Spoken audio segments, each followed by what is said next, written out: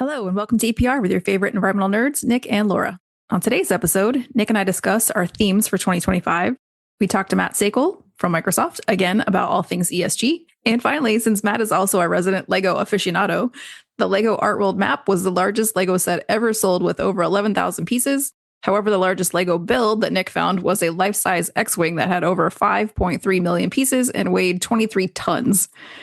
It took 32 master builders, that's in air quotes, 17,336 hours to construct.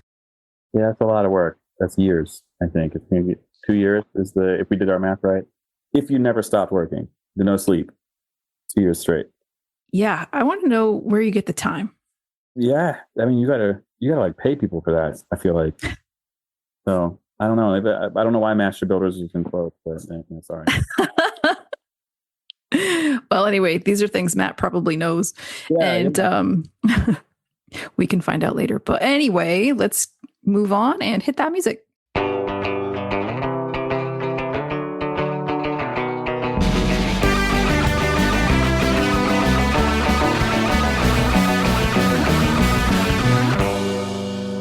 NAEP's 2025 Annual Conference and Training Symposium will occur on April 28th through May 1st in Charleston, South Carolina. Enthusiastic environmental professionals from across the country gather each year at NAEP's conference to share in the opportunity to learn about new projects, share technical knowledge, network with other industry professionals, engage with leaders in the environmental technologies and practices.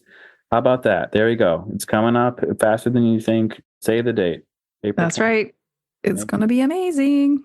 Let's get to our segment. So, Laura. What's up, Nick? Oh, man. It's good to be back. It feels like we, haven't done this in a while, but it's good to see your face. Yes, maybe someday the rest of the listeners will see our faces also. Yeah, I know that's coming. We've got a lot of stuff in store for the year, which is really cool. But it's the beginning of the year, we've got a lot of things coming up, but, it's still kind of a time to reflect on 2024 and look forward to 2025. So I don't know, well, first, are you a New Year's resolution person? Is that you or not? Not really, because I'm constantly setting goals and kind of living my habits every day. So I don't really start a new one based on the new year, but I do pick a new word every year. A new word. Yes. So there's a book called One Word, and it is about how, choosing a theme basically for your next year. And I actually kind of do this.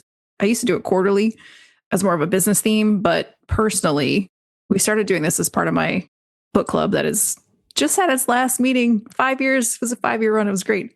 We just had our last meeting. For the last 6 months, I've not read any of the books that we were supposed to read. So I was reading other books, just not the books from the book club. But the thing I did like that we did was have this one word that we would choose after we had read that book. And so we did that for 2 years. I can't remember what my word was. Oh, my word the year before was give. So I would incorporate that into how I operated, right? So if I was creating a program for one of my businesses, I would make sure that there was a giving component, and I would make sure that I wasn't being stingy if somebody asked of something. And then I was also using it parallel as to give myself some grace and things like that. And then last year, my word was independence, which moving to New York City and all of what 24 kind of looked like was perfect word. But it's time to drop that and then pick a new word for 2025. So I'm kicking around a couple of things.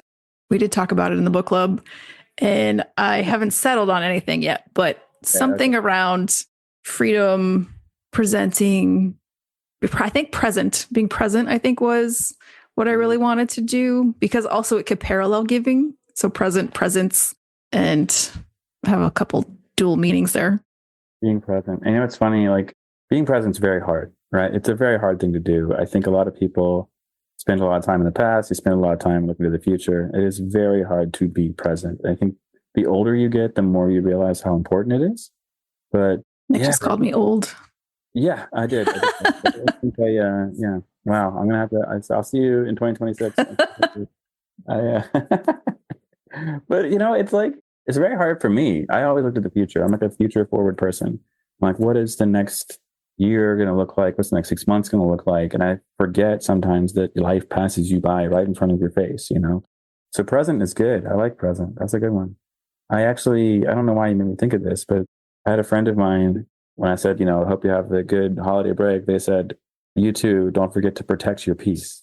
Yeah. And I love that. And I'm just like, oh yeah, I should do that. I should try to actually spend time being quiet and calm and just trying to catch up on, because there's a lot of chaos this time of year. Even at the beginning of the year, you have all these ideas and like, oh, it's time for renewal and everything's gonna be better this year than it was last year. It's a lot of pressure. And Yeah. don't forget to protect your peace. It's the same kind of concept, I think, actually. Just being And I think protecting your peace around the holidays is important because you get around people who maybe you haven't seen in a while or you've never met, and they're putting expectations on you. And you have to remember, you don't have to live up to somebody else's misplaced expectations. Because I'm dealing with a couple of friends who are going through that. And it's just like, find your own way to find joy. Other people might be bringing chaos, high expectations about how to show up, what to bring, what to eat, how to live your life, especially, going into 2025. But remember, you're allowed to do it your way. Yeah, you really are. And it is funny. We can't help but compare things. It's like what we do. We have to find patterns and meaning in what's similar and different. We do it all the time. But if you stop doing that and just start, enjoying the things you enjoy, you end up being happier, which is there isn't a metric. We don't even have to have that as a metric, but it's just, that's a better one than like having the most money, in my opinion. Anyway, it's better to be happier. Find what makes you happy and stick to it. Right. Okay. So what do you think your word might be? Putting you right on the spot. Oh, I know you really are. Golly.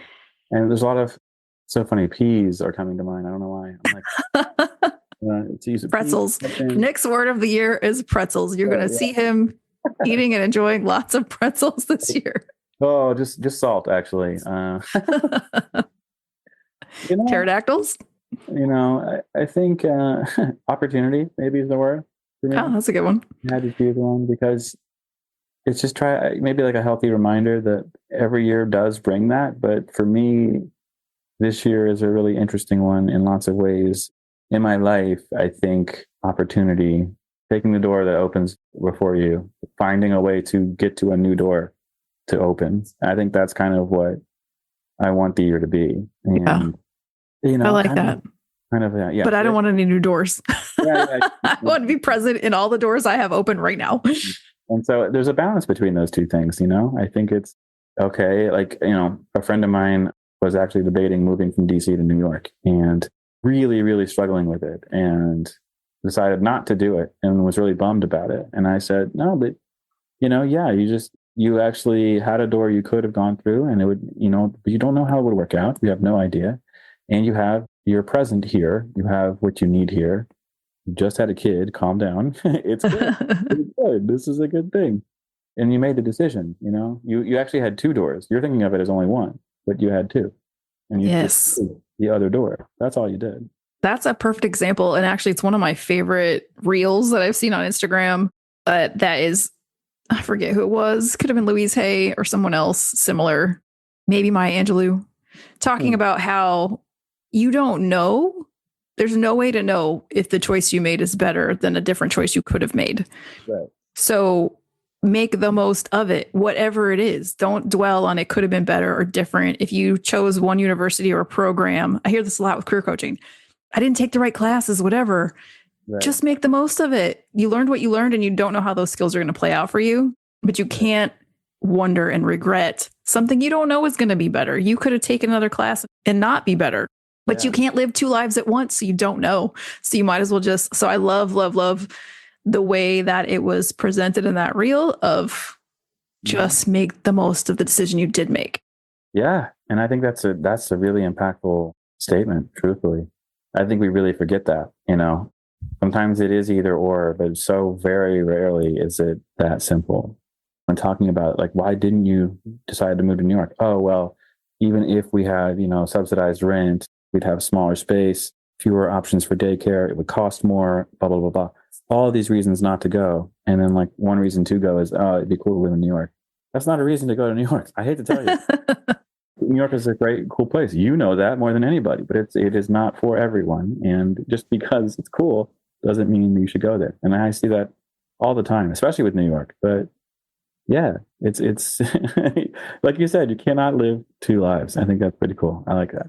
Yeah. So I would like, people listening, if you pause right now, take a second. I mean, your one word should come to you quickly. It's not something that you should second guess and choose. Pick your one word and make the most of it. And so pause for a second. What word pops to your head? Think about 2025, what you want your theme to be, and then make that your word. Yeah. And tell us what it is. That would be amazing. Let us know. Let us know what it is. That's pretty cool. And then we can hold you to it, because that's the other part. You got to be accountable to your word. That's why I was afraid to tell you. I'm upset you asked me. Now the whole world knows. Yeah. So Nick, how's those opportunities coming? Yeah. Just as good as being present, right? Oh, that's too funny. Right, that's good. I think yep. 2025, here we come. We're going to make the most of our opportunities and be present. There we go. Let's get to our interview. Hello and welcome back to EPR. Today we have Matthew Sekol, who is the ESG and sustainability advocate at Microsoft. Wow. At Microsoft. Back on the show. It's his third time back. We're so happy to have him. It's always a pleasure. How you doing, Matt? I am doing fantastic, and I am so glad to be back here with you both. Okay. So you mentioned before we started that this is the last thing you're doing for the year.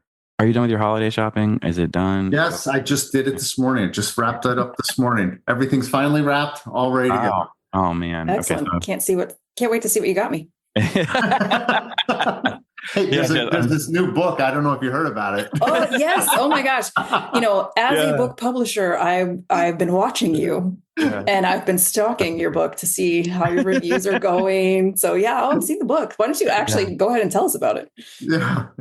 Oh yeah. The book came out. I can't remember the last time we talked, but I don't think it has been a while. Right, the book was not out yet. Yeah. Right, so the book came out in April. It's all about corporate ESG, and it's been called the ESG Mindset. If you're trying to look it up right this second. Yeah.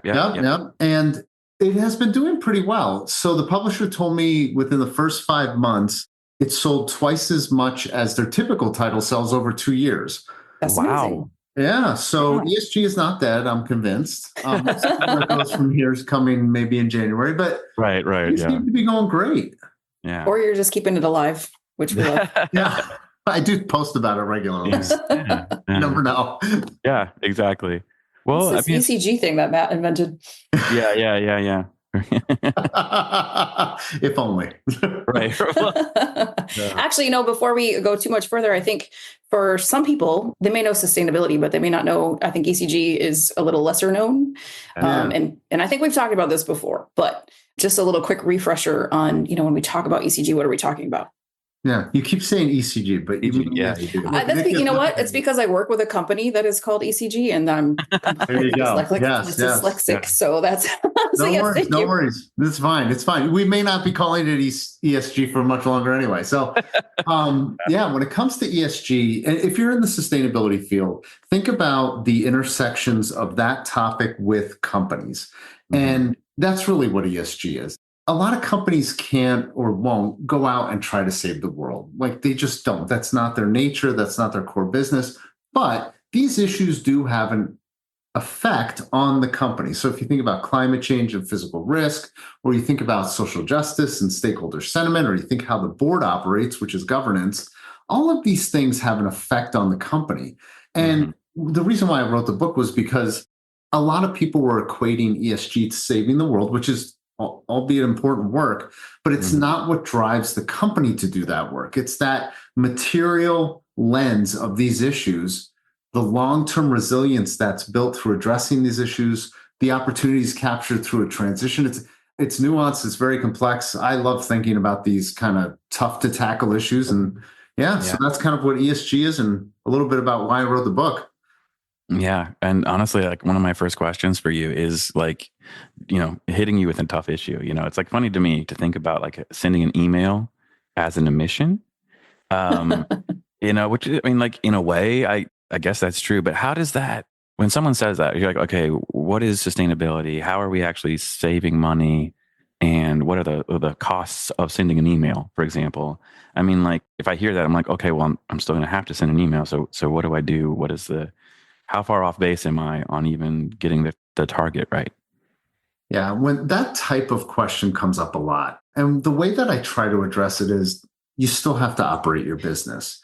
And if you're an email company, which Microsoft happens to be, by the way, Right. probably paying attention to what the emissions are of an email and the email system is critical.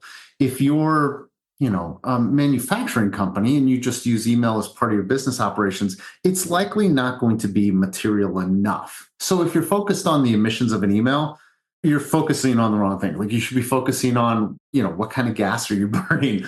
Are you constructing new facilities and are you using sustainable materials? What's your value chain? What's your logistics look like? So people very much though do get kind of mired in this minutia of the topic because frankly, in that case, what I think people try to do, Nick, is they see it in their own daily lives and then they try to apply like the lowest common denominator to their work lives, which things like email or like file sharing, things like that. But there's so much more bigger problems that companies, like if you think about companies, my God, they have millions of dollars to do things. Like what could they be working on at the intersection of their company specifically that could drive change? Interesting. So it's kind of like how we talk about like reducing plastic and people are like, well, I'm going to focus on straws when straws are a very, very small part of the plastic we use. And well, depending on the company though, because if you're Starbucks, straws are going to be material. Yeah. Straws are interesting. But if you're, I don't know, I can't think of another example for straws other than like a Starbucks or like McDonald's or something. So maybe that is the most material. But the way that I like to think about it is we have such a focus on carbon, but carbon can't universally be addressed by every company in the same manner. We kind of treat it like it can be.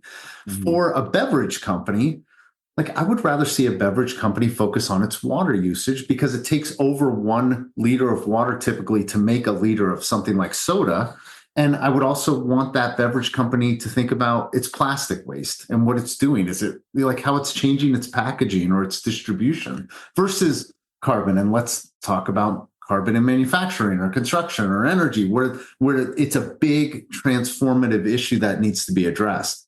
Yeah. I think it feels like maybe every company, especially smaller, mid-sized ones, could just sit down and think like, what is our biggest contribution? And let's tackle that first.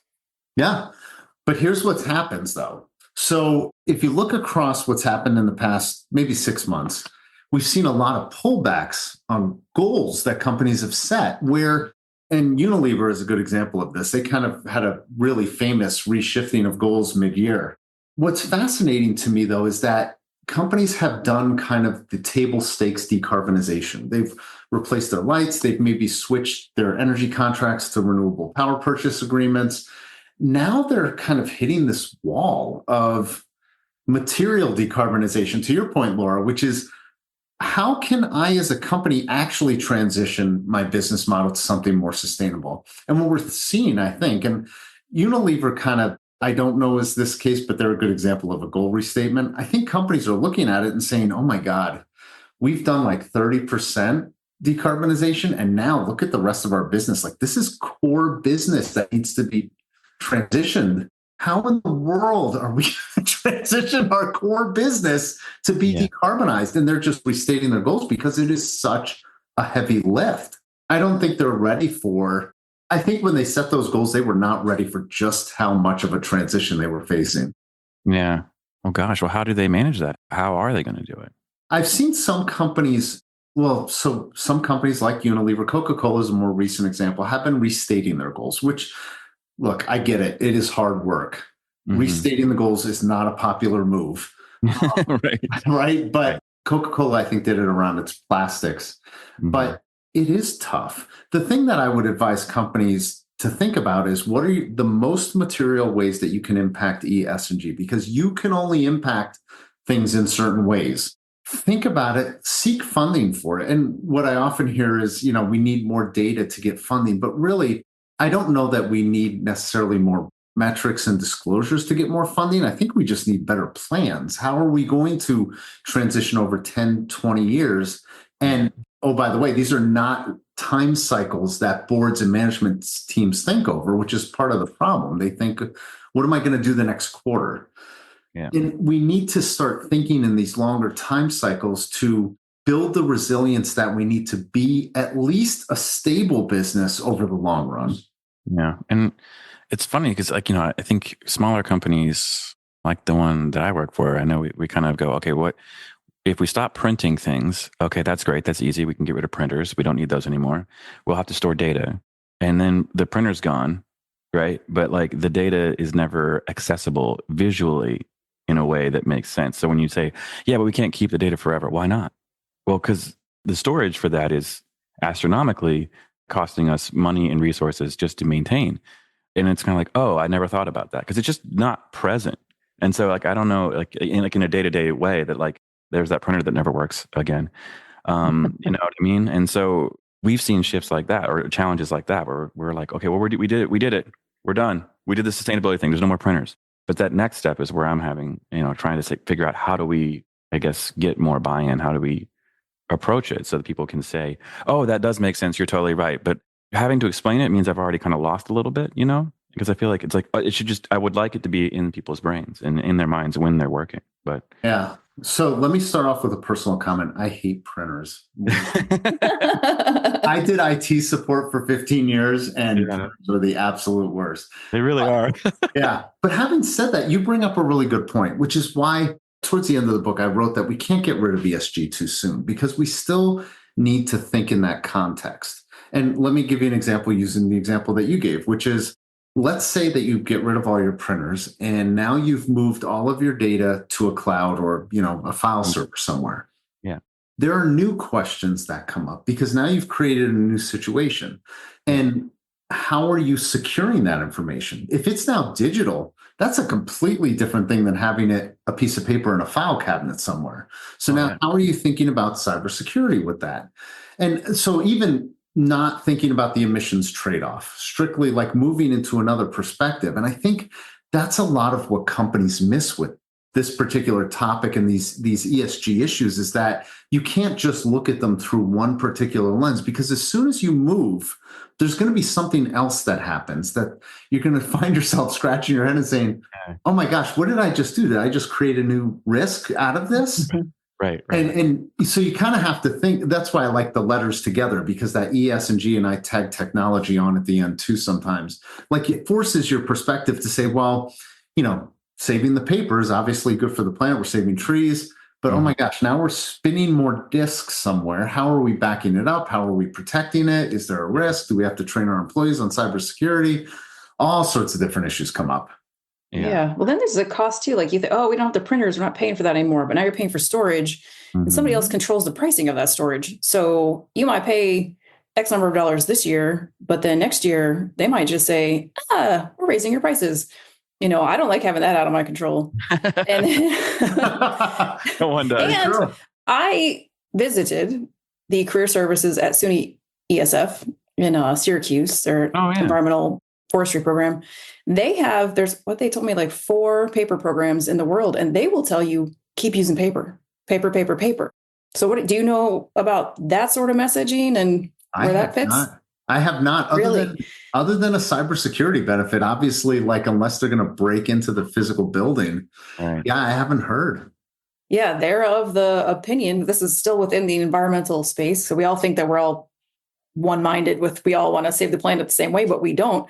Yeah, there you go to where they produce paper and they explain to me how sustainable it is. So maybe I'll connect you with these people so you guys can have a conversation. Yeah, I'd be curious to hear. I mean, and then we can report back. Yeah, there are always sustainably produced paper. And I like a physical book, to be honest. Like when I'm reading books, I like a physical copy to read versus like a Kindle, which I don't really pull out very often. But yeah, I can't imagine. Yeah, and clearly we want people to buy your book. Well. But you can buy it digitally, whatever. Did you actually, this is such a random off-topic thing. Did you do an audiobook for it? No, I didn't. So that is on the publisher. Oh, can Nick and I do it? Yes. I have had people come to me and offer to read it, but unfortunately it's a licensing thing. So until the publisher sells the license to an audiobook company, physical copy only, and digital copy. Yeah. You kind of have to have a digital copy, I feel like. I don't know why, but like it's kind of the way. I don't think that's a separate licensing thing. I think like the physical and digital copies are the same, but the audiobook is like a whole other thing. That's interesting. That's really yeah. I had no idea. Yeah. Yeah. Sorry, Laura. I just had to ask. No, it's fine. I'm trying not to chime in with my publishing knowledge. So carry on. Oh, that's why you're here. Right. I don't know. We talked a little bit about this. We've alluded to how we want what's going to happen with ESG in the future. What are we doing with, a new administration who views things differently? And that's a kind way of putting it, I think, on sustainability, on environment, on lots of different things. What is the future with this new administration for sustainability? Yeah, that's a really good question. During this year, one of the questions or one of the conversations that came up was around the EU versus the US approaches. Yeah. The EU has very much been leading with a regulatory approach, hoping that understanding the data would kind of move the needle forward. I'll be honest, personally, I have not seen that. I've seen it being more of a hindrance than anything because sustainability teams are focused on that area versus doing the work. Mm-hmm. Here in the US, we have the Inflation Reduction Act, we have the bipartisan infrastructure law, which especially in December is now, there's loans going out all over the place in the final run up here. I feel like that policy and investment has been way more effective, which unfortunately may be coming to an end. Now, there are the biggest beneficiaries of those regulations or those policies have been conservative states. And we had 18 Republicans, I think it was senators, write to the incoming president and say, hey, we don't think that you should completely shut down the IRA because there's pieces that our communities are benefiting from. And I wrote about this in my newsletter. They're like consumer programs are being stood up to replace appliances and all sorts of stuff. I'm optimistic that maybe that might stand for a little bit longer. Whether the loans go out en masse, I don't know. I also don't know that it will truly impact companies' opinions of what they should do. Right. And I think one of the good examples of that is actually in oil and gas. And I don't know if you saw this, but the big message that Trump had been pushing around this topic had been this drill, baby, drill, mantra. And the CEO of ExxonMobil said, I actually don't think that that's true. I don't think we're going to be doing that because if they drill more and there's a surplus of oil, it pushes the price of oil down. Yeah, right. And then that's not good for ExxonMobil. So again, these are ESG issues. These are governance issues for oil and gas companies and governance issues, frankly, for all businesses that are affected by any of these issues. Yeah. Whether or not government will play a role, though, in the next 4 years, it's unfortunate. I don't see how, but I also don't see companies backing away from it because they just can't. Yeah. Yeah. And it's just funny because I think a lot of times, the government does have a lot of influence. It really does. But it does not always have as much influence as people think. And sometimes that comes up, just like you said, the free market kind of decides what's important.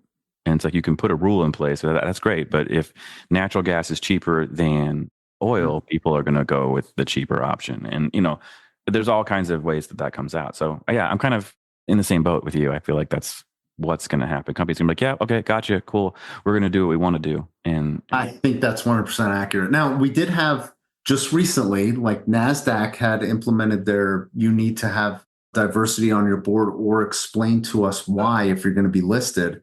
And we just saw that was legally challenged. NASDAQ lost. So there are limitations on what companies can do. Yeah. And that was an unfortunate kind of loss after a string of losses for DE&I this year. Yeah. But ultimately, I think you're right. Companies, they have a business to run. And this particular party that's coming in does not like to tell companies how to run. So I don't know that we're going to see them get too hands-on, even if companies are kind of leaning more heavily into addressing their ESG issues or even getting further into trying to, make sure that they're decarbonizing and everything else. Yeah.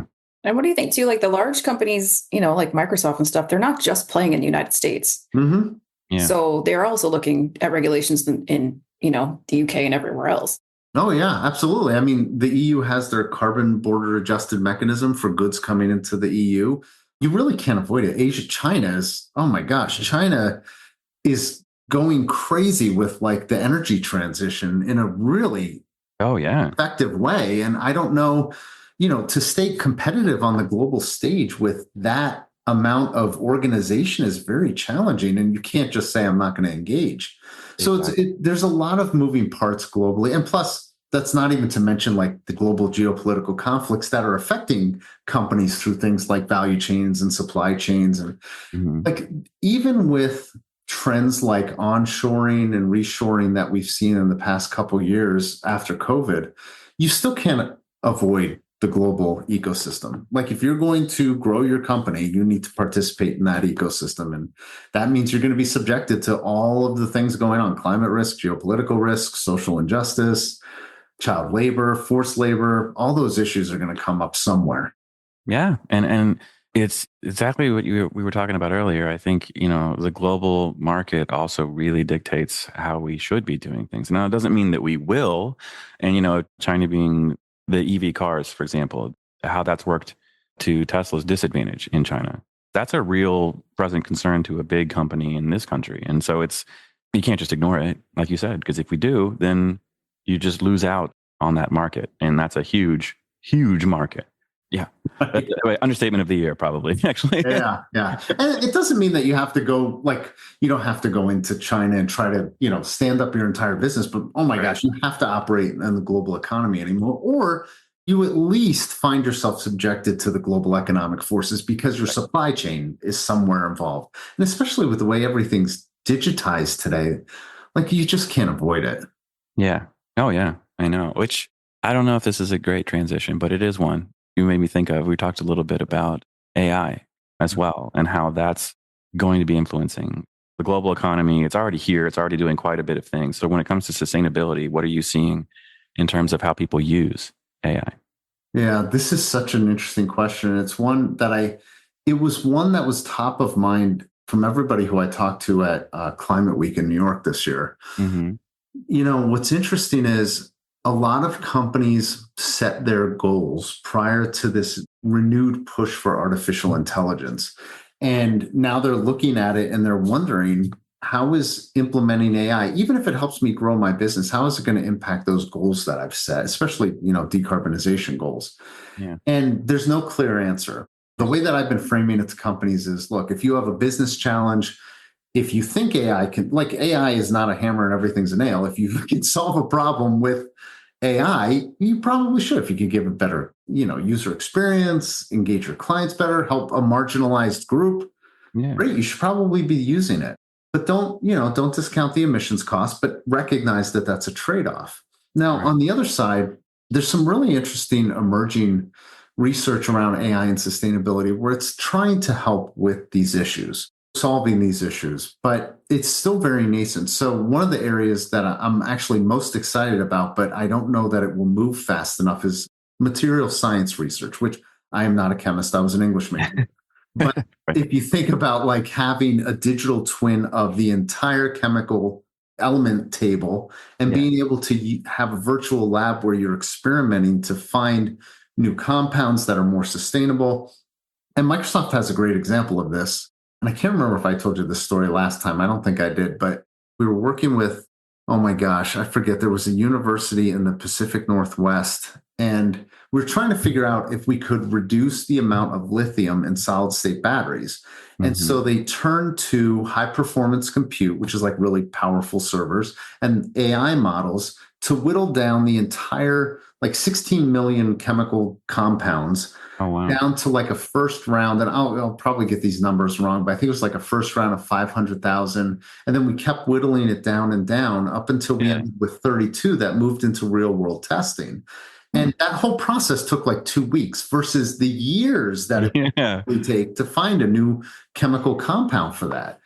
That to me is like a great example of how artificial intelligence, specifically machine learning, not the generative AI that, is capturing the world's attention, can really help find a sustainable solution. Now, the other application, which is really critical, I think, and companies tend to not look at it, is trying to proactively plan for climate risk.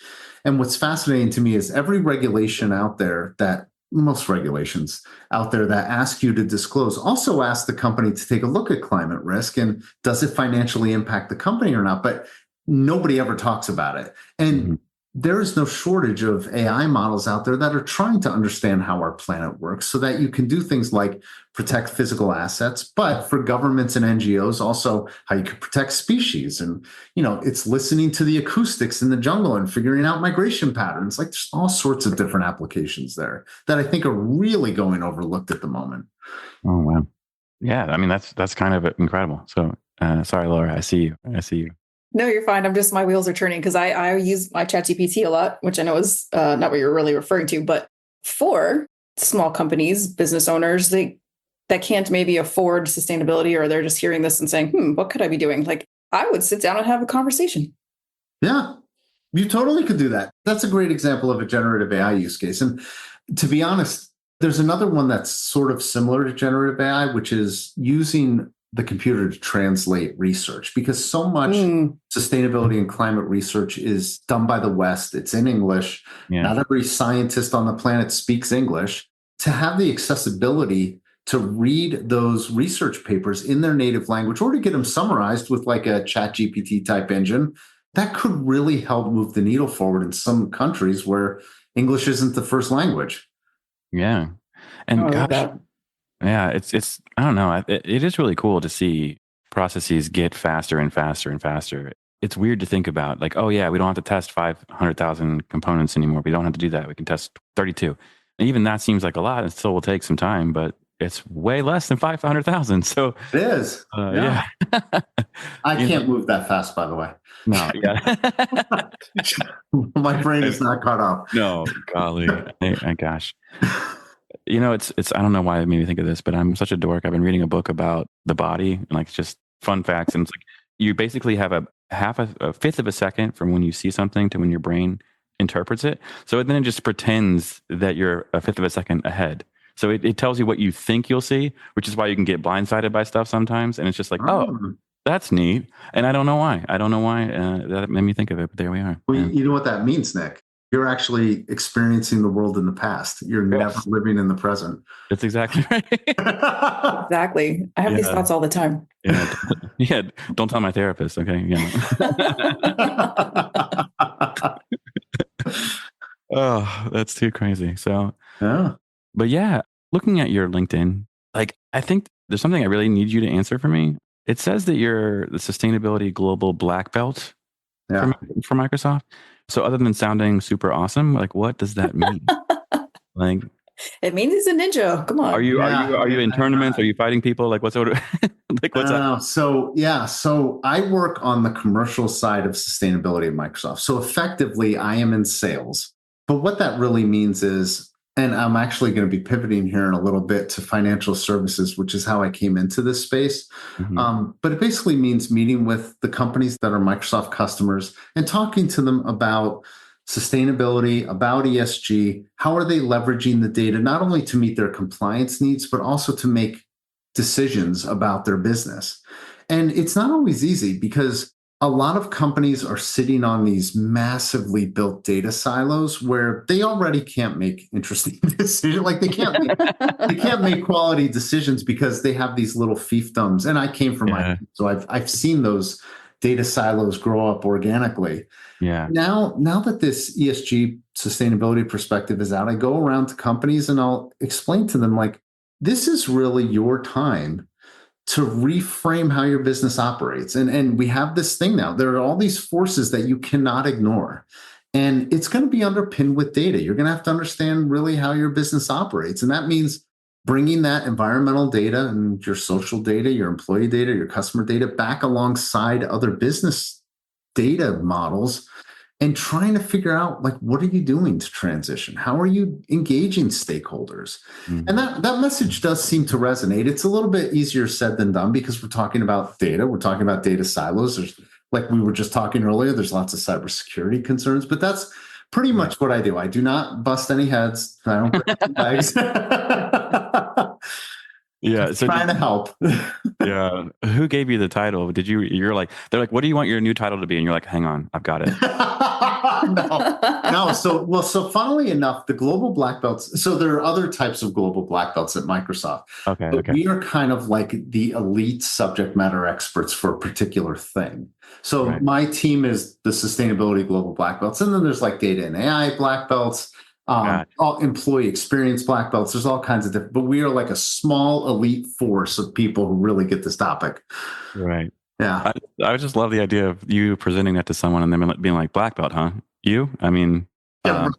I'm like challenge 5 on a good day. right. No. Yeah. Oh man. No, I can't practice in here. Obviously, all my Legos would break. Which, as we've established, is your worst nightmare. That's not. Yes, that's true. Yes. The Legos to go flying. Well, in addition to being the black belt, you also have recently joined a new advisory board position with Enzo. What's that about? Cool. Yeah. So in October, I joined like you said, the advisory board of Enzo Advisors. They're an ESG consultancy that focuses on kind of like SME mid-market companies. And what I like about them is they don't try to tackle it broadly. Like they're not going in and saying, hey, you need help with ESG, regulatory reporting, educating your employees. They're really focused on driving the business value of ESG, which is, again, like why that is the core message of the book. There is business value here to be had. And they have a really unique offering that I like, where they'll help a company get on a journey towards mitigating to what you said earlier, Laura, like those key issues that only they can deal with. So they have this thing called an ESG roadmap, where they'll kind of roadmap out the plan to transition, which I really like. So it's been fun talking with kind of a different set of companies about a little bit more consultative approach and way less there's no technology in there. It's more like, how can we help you with your ESG problems? Yeah. Right.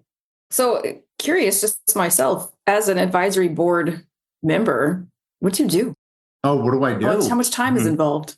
Yeah. Oh, it's not a terrible amount of time, to be honest, because frankly, I have a full-time job and I have a family. So we're keeping it to about 5 hours a month. But it involves like just talking with people about what they're doing and then, planning internally for things like offerings. So we're talking about like, can we go around and educate board members on what ESG is in some sort of like structured and tailored to the board methodology? Because again, these issues are not going away. So we're also trying to plan for that as well. Yeah. It's a lot of it keeps my brain going, which I like, as you probably can tell. When you guys were deciding on the amount of time, were you like, hey, I can only do 5 hours. I don't know if you know this, I'm a global black belt and I can't. That is almost verbatim what I said, Nick. I was like, I don't know if you know, but. Plus I need time to do my Legos. Right. The Lego time has not been as great as it once was. I mean, do you get like every gift you get like Lego set? Is that like a thing? No, not everything. I get books sometimes. books on Legos, yeah. No, well, maybe this year. I think there is one that I did ask for, but no, I think there's actually only 2 that I asked for this Christmas. Oh yeah. Yeah, I'm behind on Yeah, well, we're waiting next for the ESG Lego set. Yeah, exactly. Well, so they do have one Lego. Is that all? Yeah. They do have the Everyone is Awesome set, which I don't know if you can. Well, I'm sure the people obviously on the podcast can't see it, but there's the highly diverse, rainbow colored Everyone is Awesome set. Is good for social justice warriors. I like.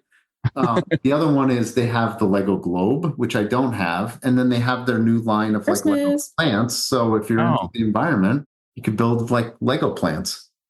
So there's definitely, there's not one for governance. I've not seen a Lego for governance. There are E and S Legos out there. That's a very it's like, how many did we sell last year? 2. I don't even know what like a board of directors. I don't know what that would be.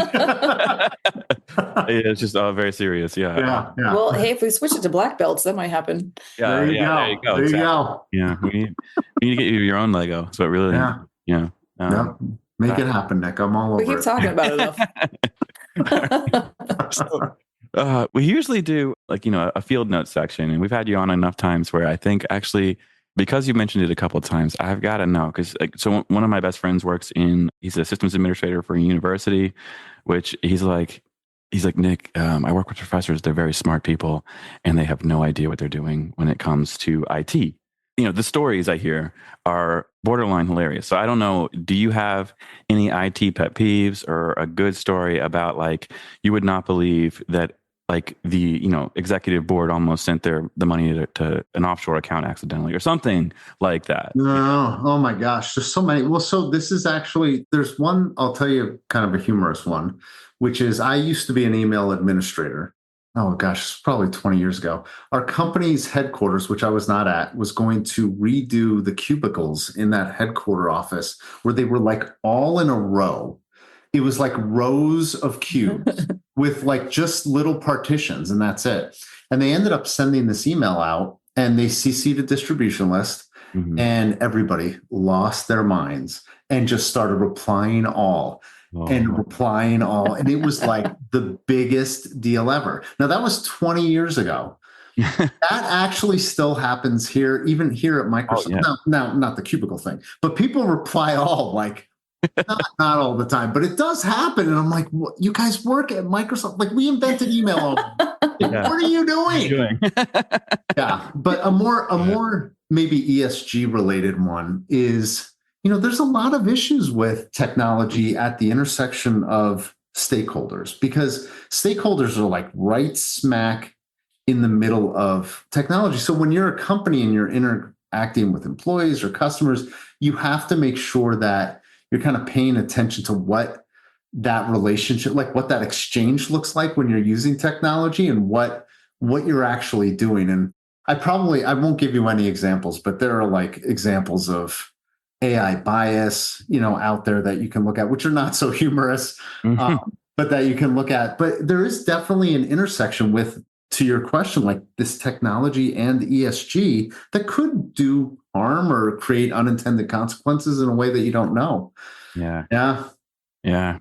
I love the please don't reply all to this. And then seeing that come 7 times. Oh yeah.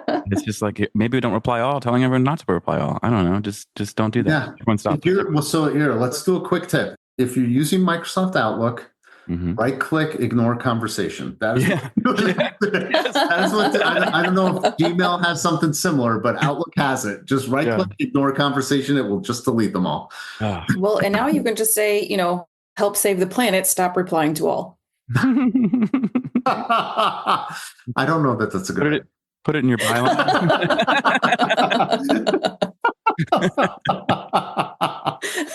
I like the idea behind, I like the sentiment, but oh my gosh, it just opens up a whole can of worms. I will say that my greatest achievement in work, actually, I think, was rickrolling my entire company. I did it because like someone asked me to review their email, and I reviewed their email, and I said, I changed a few things here. And then I added it to her signature line, right? Right underneath her name was a YouTube link. I didn't even hide it. I thought for sure she'd see it, but she didn't. And she sent it to the entire company. This is like 10,000 people. Oh my gosh. 3 people noticed. Why did you rickroll everybody? It was glorious. I don't think I basically quit the next day. So that was, like, I can't do better than this. I'm out. Yeah. Yeah. Oh my God. Oh, well, it's been so great having you back. We're getting towards the end.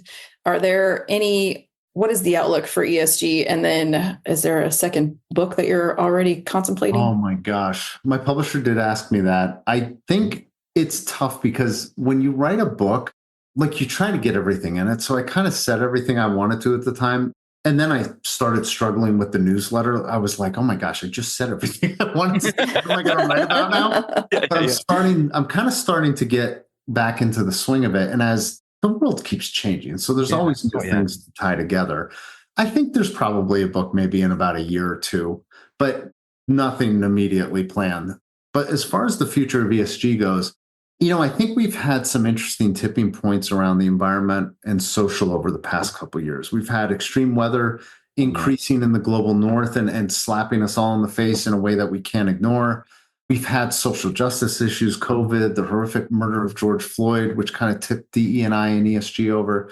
I really feel like it's governance's turn. And what we're going to see in this next cycle is shareholders are going to finally figure out that, hey, we actually have a vote. We actually have a say with these companies, and we can actually move them into different directions. And, oh, there's this board of directors and I get to vote for them. And do they align with my values or where I think the company should be going?